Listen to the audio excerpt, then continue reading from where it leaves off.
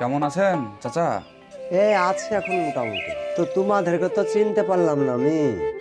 আমরা আপনার ওই গরিব অসহায় দুঃখী যারা টাকার অভাবে মেয়ের বিয়ে দিতে পারে না, তো তাদের পাশে আমরা দাঁড়াই, তাদেরকে আমরা আর্থিক সহায়তা করি। তো আমি শুনলাম আপনি নাকি গত 4 মাস ধরে এইভাবে বসে আছেন, খাটাখাটনি করতে পারছেন না, এবং আপনার ঘরে একটা মেয়েও আছে যে টাকার অভাবে আপনি বিয়ে দিতে পারছেন না। সেটা শুনে আপনার বাড়িতে আসা। কথাটা ঠিকই শুনেছো বাপ। আমি একেবারেই অক্ষম হয়ে গেছি, কোনো কাজকর্ম করতে পারিনি। আমি একেবারেই দিন দুঃখী, একেবারেই গরিব। আমার এই মেয়েটা আমার মাথার উপর বোঝা চেপে আছে। আমার রাতে শুয়ে বাপ চিন্তায় ঘুম আসে না। তোমরা যখন বলছো বিয়ে দেওয়ার ব্যাপারে, বাপ আমার, তুমি যদি আমার এই মেয়েটার বিয়েটা দিয়ে দিতে পারো তাহলে আমি খুব উপকৃত হব। শোনেন চাচা, এটা যেমন আপনার মেয়ে, আমরাও আপনার ছেলে, তো বড় ভাই হিসাবে তো ছোট বোনের বিয়ে দেওয়ার আমাদের কর্তব্য, তাই না? আপনি এক কাজ করবেন, কাল সকালে আপনার মেয়েকে আমাদের সঙ্গে পাঠাবেন। হ্যাঁ, গ্রামের কিছু একটা দুটো বাড়ি দেখে কিছু টাকা আদায় করে দেবো। ঠিক আছে বাপ, তোমার হাত ধরে বলছি আমি। আমার মেয়েটাকে তুমি নিয়ে যাবা, আমার এতে কোনো আপত্তি নাই। তবে আমার মেয়েটার জন্য বিয়ে হয়ে যায়, এটি আমি চাই। ঠিক আছে, আমরা আসছি, কোনো অসুবিধা নাই, বিয়ে দিয়ে গেলে আমরা ছাড়বো। ঠিক আছে, আসছি তাহলে। হ্যাঁ চাচা থাকেন।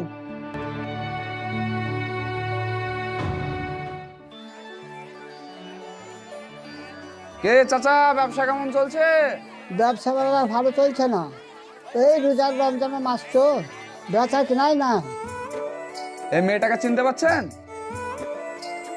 না, চিনতে পারছি না। আরে আমাদের গ্রামের আফজাল চাচার মেয়ে। আফজাল চাচার অবস্থা তো খুব খারাপ, হাঁটাচলা করতে পারছে না, আর ওর মেয়েটাও বড় হয়েছে, তো এখন বিয়ে শাদী দিতে হবে, এখন টাকা পয়সা অনেক লাগবে। তো আমরা কিছু কালেকশন করে কিছু টাকা ম্যানেজ করেছি, আপনি 10-20 টাকা দিলে খুব ভালো হতো।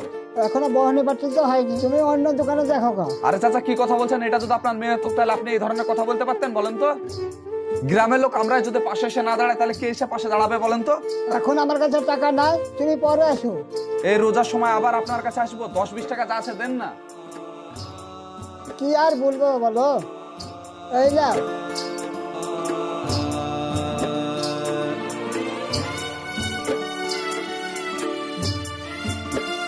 এই মেয়েটার বিয়ের জন্য 10-20 টাকা দিলে খুব ভালো হতো।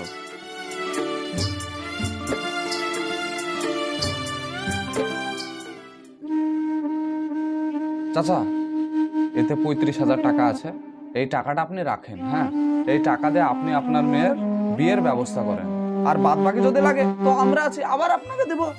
বাপ, তুমি তো দেখতেই পাচ্ছ আমি একবারই অক্ষম মানুষ। আমার খেটিয়ে খুটিয়ে আমার মেয়েটার বিয়ে দেওয়ার কোনো ক্ষমতা নাই।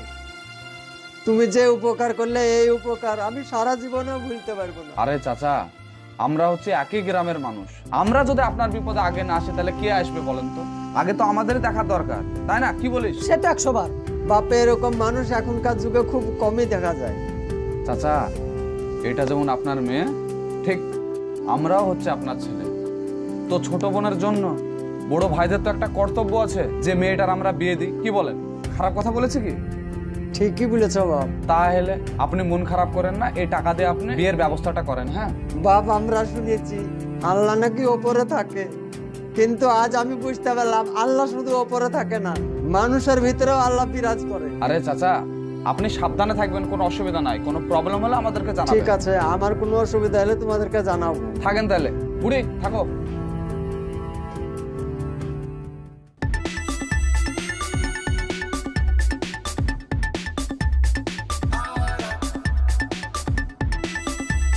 ভাই, তোমার সাথে আমার একটা কথা আছে। বল। আচ্ছা, তুমি একটা জিনিস ভেবে দেখেছো? আমরা 100টা দোকান চাঁদা তুলছি, 20 থেকে 25,000 টাকা তুলে ফেলছি। সেই চাঁদা তোলার টাকা ওই গরিব মানুষকে না দিয়ে যদি আমাদের পকেটে রাখি, কত টাকা ইনকাম হবে একবার ভাবো তো। আরে তুই রমজান মাসে পাপ কাজের কথা বলছিস? খেপা মানুষ দিনের বেলায় মোল বিক্রি আর রাতে করছে নারকেল চুরি, আর পাপের কথা বলছিস তুই? ওই যে রানাঘাটের বাচ্চাটা যে রোগ হলো, তুই ভাবছিস সব টাকা বাচ্চাটা পেয়েছে? যারা আমাদের মতন চাঁদা তুলেছে সব টাকা তাদের পকেটে ঢুকেছে, সব টাকা পায়নি ওরা। তা ঠিক, কিন্তু ওদের মতন যদি ইনকাম করতে হয় না, একটা বাচ্চা মেলে আদায় করতে হবে। তো কি আছে, যে পাড়াতে গরিব মানুষ আছে সেই পাড়াতে খোঁজ নেবো, নাহলে একটা ভিখারি ধরবো, 500 টাকা করে দিব, দেখবে আমাদের পেছন পেছন ঘুরে বেড়াবি। দেখ যেটা ভালো হয় সেটা কর। ভাই তুমি কি বলছো তাই বলো। হ্যাঁ, কথাটা কিন্তু তুই খারাপ বলিসনি।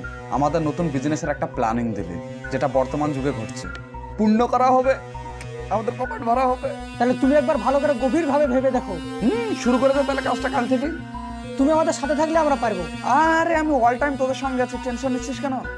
আচ্ছা ঠিক আছে তাহলে।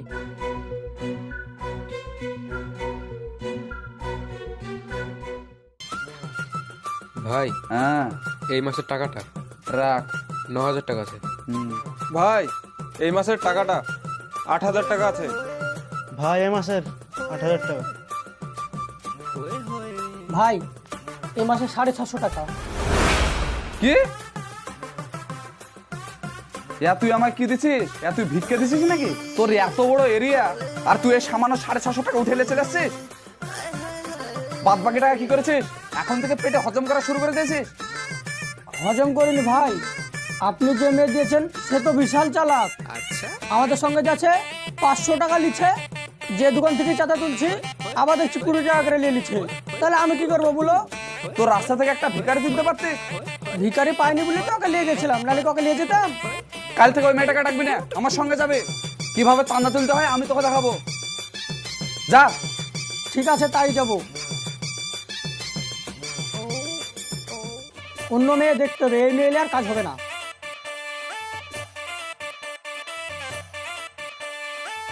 এই কোথায় পালাচ্ছিস? শোন,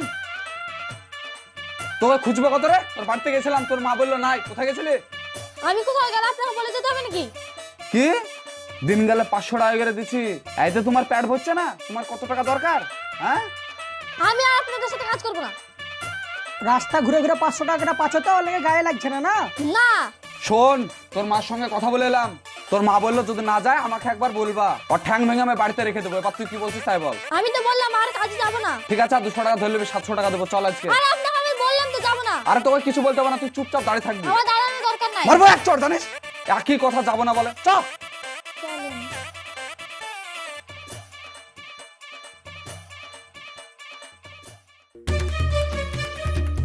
এই দোকানে যা। বলছি কাকা, ওই যে মেয়েটাকে দেখছেন আর বাবার দুটো কিডনি নষ্ট হয়ে গেছে, তো অপারেশন করতে 3 থেকে 3.5 লাখ টাকা খরচ হবে। যদি একটু সাহায্য করতেন তাহলে খুব ভালো হতো। এই লাও 20 টাকা লাও। আসছি কাকা।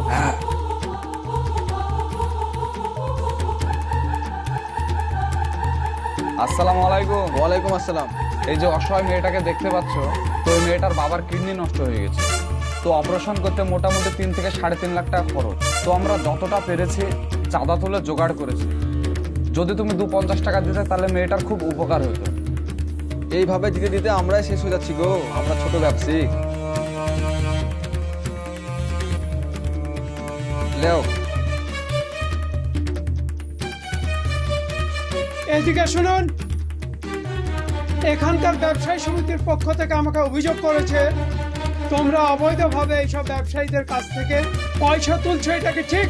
না স্যার, কোথাও ভুল হচ্ছে আর কি। এই যে অসহায় মেয়েটাকে দেখতে পাচ্ছেন, এর বাবার কিডনি নষ্ট হয়ে গেছে। অপারেশন করতে 3 থেকে 3.5 লাখ টাকা খরচ। গরিব মানুষ অত টাকা কোথায় পাবে? তো আমরা কিছু জন অ্যাকচুয়ালি চাঁদা তুলে অপারেশন করে দেওয়ার একটা ব্যবস্থা আরে করছি। এটা তো ভালো কাজ।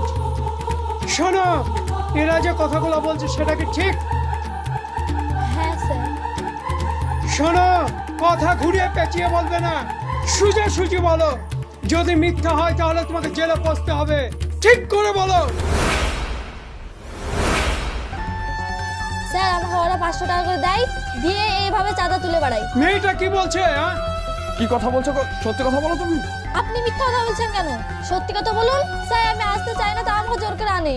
শোনো, এই ব্যবসায়িকরা না মাথার ঘাম পায়ে ফেলে পয়সা ইনকাম করে, খুব কষ্ট করে, আর সেই পয়সাগুলো তোমরা ছিনিয়ে নিয়ে চলে যাচ্ছ। এটাকে এক ধরনের চুরি বলে, বুঝতে পেরেছো? গ্রেপ্তার করো সবাইকে। আর তুমি বাড়ি যাও, প্রয়োজন হলে থানায় তোমাকে ডাকতে পারি, বুঝতে পেরেছো? যাও। ঠিক আছে। আর তোমরা চলো সব থানায়। মানুষ এখন ইনকাম করার জন্য নতুন নতুন কৌশল চালু করে দিয়েছে। যাদের অরিজিনালি সমস্যা তারা পাচ্ছে না টাকা, আর তাদের নাম ভাঙে কিছু লোক টাকা পয়সা লুটে পুটে নিচ্ছে। তাই আপনাদের বলছি, বোকার মতো কাজ করবেন না। টাকা চাইলো আর আপনি দিয়ে দিলেন, এটা ভুল। সবকিছু জেনে শুনে দিবেন। আর একটু সন্দেহ হলে থানায় অবজেকশন জানাবেন, কারণ এই ধরনের কর্মকাণ্ড কিন্তু অনেক বেড়েই চলেছে।